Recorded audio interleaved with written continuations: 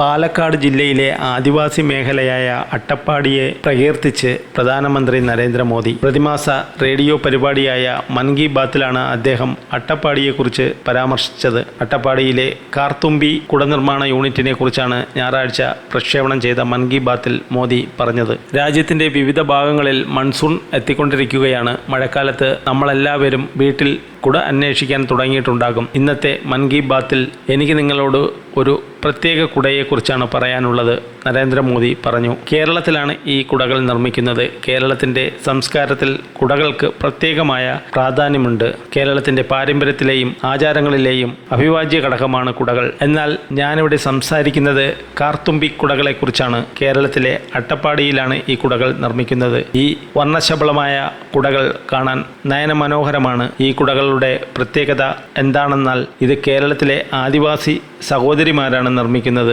മോദി തുടർന്നു. ഇന്ന് രാജ്യത്ത് കുടകൾക്കായുള്ള ആവശ്യം വർദ്ധിക്കുകയാണ്.